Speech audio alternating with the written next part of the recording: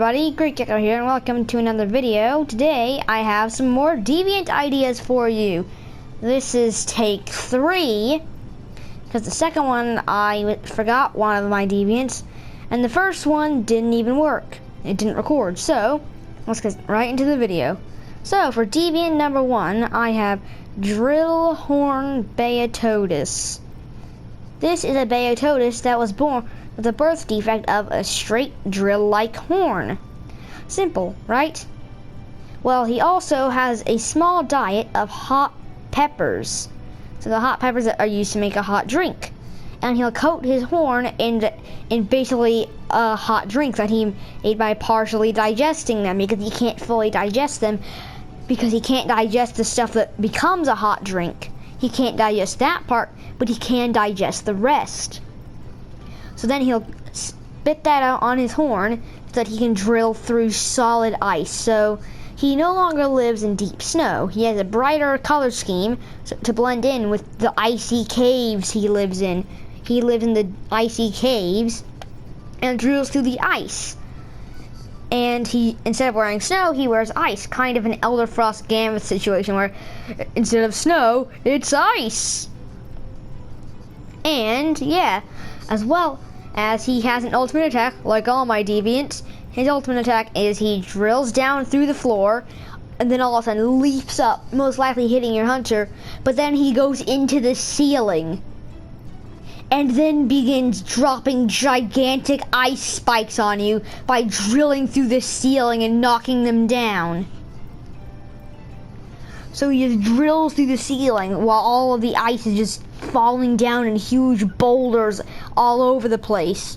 Kind of like Elatrion's ultimate attack, except for he actually follows you and stuff.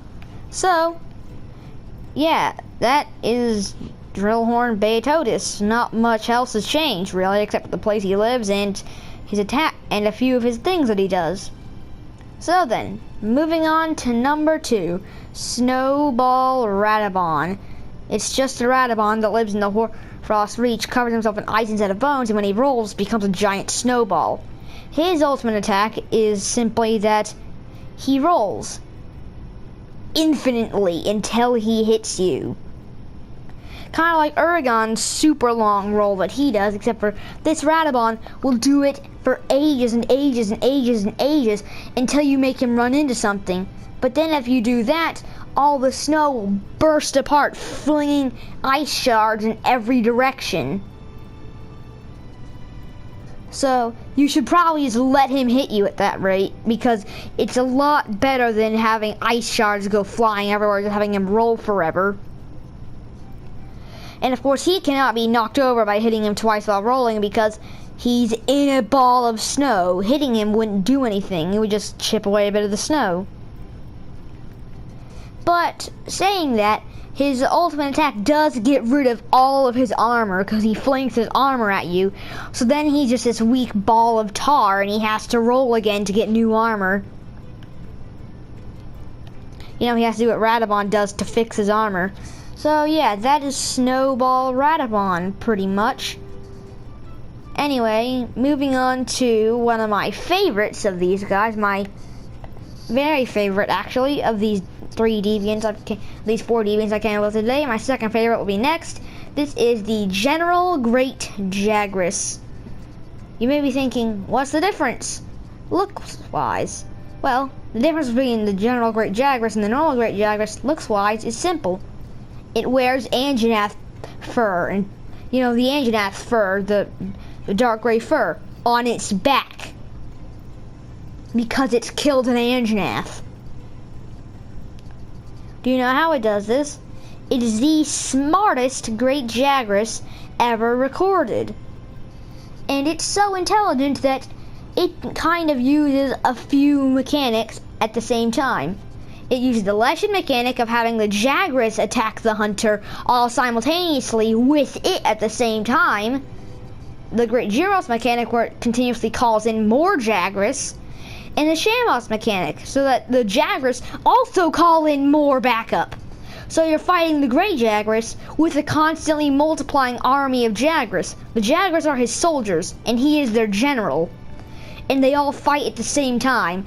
So you have to deal with this smarter Jagras who knows a lot better how to use his move. So he is able to predict the hunter better. He has smarter and faster attacks in his normal mode, and more powerful and smarter, and even still faster attacks when he has his big belly. Because in his big belly, he'll quickly do a slam, that belly slam like Great Jagras. So instead of having that huge wind up after, he rolls over like a hunter would after a great sword hit. He rolls himself over on that belly so that he can instantly do a sideways rolling attack, and then another one back towards you again after you dodge the first one, you know? And then his agile attacks are kind of like a Zerathos when he's in the sky, of one attack, then the next attack, then the next attack, then the next attack, then the next attack. And pretty much no gappage between each attack. Then when he has the big belly, his attack gap is the same as normal Great Jagras before he gets fat. So General Great Jagras is a pretty big threat, considering that he also is smart enough that he wears the Anjanath pelt, so he's immune to fire element, unlike normal Great Jagras.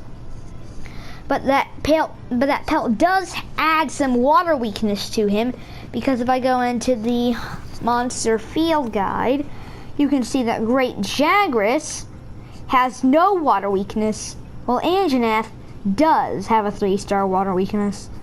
So this simply, and because Great Jagras and Anjanath have everything the same, but that water, but that water and fire, really all that does is turn the fire down to a 1-star and the water up to a 2-star. So it completely changes his weaknesses because he's wearing that Anjanath pelt. As well as he's smart enough to sharpen his soldiers' claws like a cat would, and their teeth like crocodiles would, using the trees in the nest to sharpen their teeth and claws for more damaging hits. As well as he only swallows the biggest Aptonoff of the herd. So he simply is like, this is a baby Aptonoff. I'm not going to swallow this. So he only swallows adults. He doesn't go for anything but an adult. He won't go for Cassidons. He only goes for adult Aptonoff, because those are the biggest things he can swallow. So he knows how to make sure he has the largest stomach he can possibly have. So yeah, that is General Great Jagras. Or if I want it to be funny, Einstein Jagras, but it's definitely going to be General Great Jagras.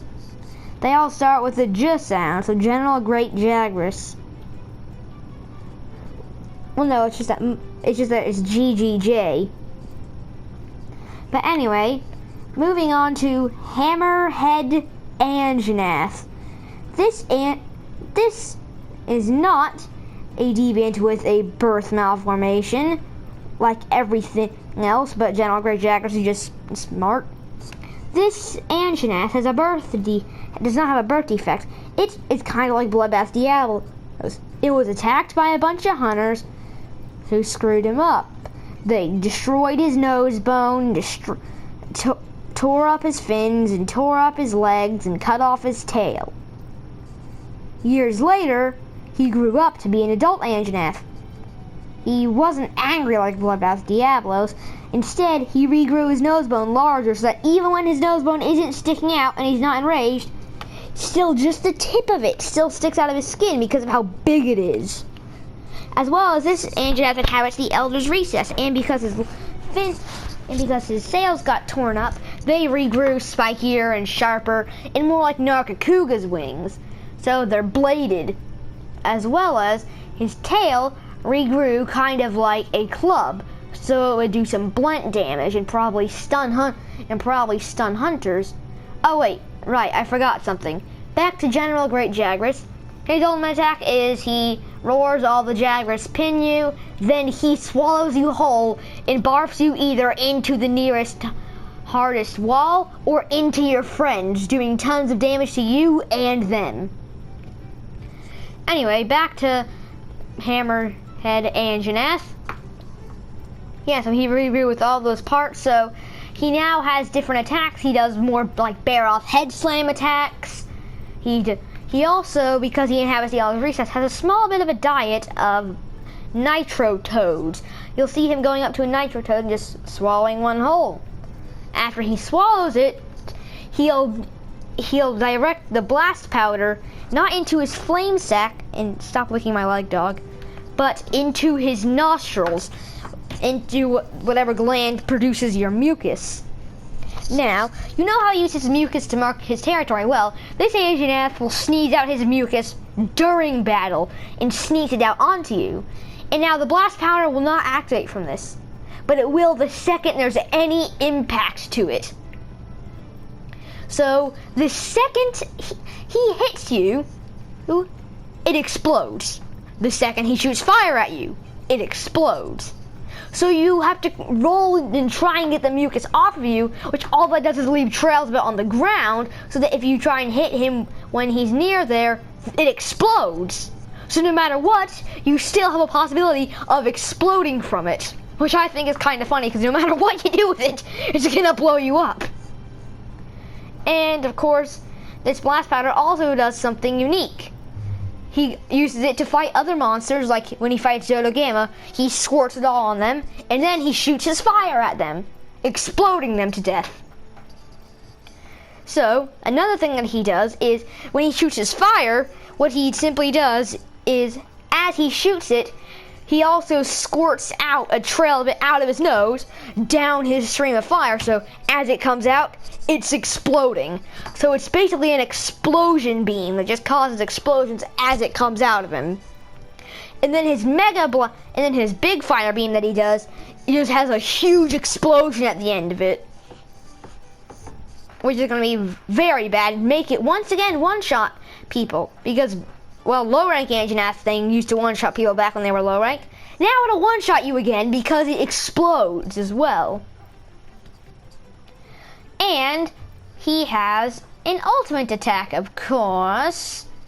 So, his ultimate attack is, throughout the battle, you know all that slime trail that you leave on the ground, that mucus trail, he'll also add mucus trail until eventually the entire zone is pretty much covered in it. And then what he'll do is he'll kind of connect all that up to one center area, then he'll squirt non-blast powdered mucus all over his nose, and then he'll light it on fire. So then he has a giant flaming nose. And what he'll do is, since he connected all the mucus, he'll slam his flaming nose down into it, causing basically the entire zone to explode simultaneously. Kind of like a non-one-shotting ecliptic meteor. Just the entire thing explodes. And then as it explodes, he'll continue squirting out more, so that explosion triggers more explosions, which triggers more explosions, until you basically have the entire zone explode 3 times in a row. Because he'll do that pattern on the ground, make it explode. Then he'll completely remake that pattern again. In every zone, he'll do that before he leaves it. So you'll be fighting him in one zone for quite a long time. As well as, do you know one other thing that he does when he sleeps? Because he's completely immune to his explosions, instead, when he goes to sleep, he'll simply squirt it all over his bed. He sleeps in a pool of his explosive mucus. So that a sleep hit would be extremely dangerous, because you're walking in a pool of explosive. It's basically like if you tried to wake somebody up. So if you killed somebody, but that also led to you dying because killing them triggered a nuclear bomb at that exact second. So it's like, okay, you're like, "Bleh!" So you can't do a sleep hit on him, because if you do, you're guaranteed to faint. This is a guaranteed fainting thing. There's nothing you can do. Sure, you could like guard it and parry it, but if you did that, it'd still drain about half your health by guarding it. Even with a lance, if you guard it, it drains half your health. With a longsword, if you parry it, it drains about a quarter, because parrying completely drains everything, all the damage. And yeah, so that is pretty bad. Don't sleep hit him or you're dead. But yeah, also after he's done with his ultimate attack, his nose is still flaming. So when the next zone starts, he still has an on fire nose until eventually you hit it enough that it gets put out. But yeah, every single zone he does that ultimate attack when he's about to leave. So he's tactical enough to stay in the zone until it's absolutely covered. Also, if you walk in puddles of the mucus, it slows you down as well as when you're covered in it. It also slows you down because it's all slimy and weird and you can't move as fast. So it's an explosive that slows you down. So yeah, do not hit him while he sleeps. Run away during his special attack and just, yeah, Hammerhead Anjanath. My next video will be about some subspecies, so hopefully you all have enjoyed. I'm just gonna get to my ending space. And of course, don't forget to leave a like, subscribe, and hit that notification bell for notifications of all my next videos. I'll see you all later. Bye!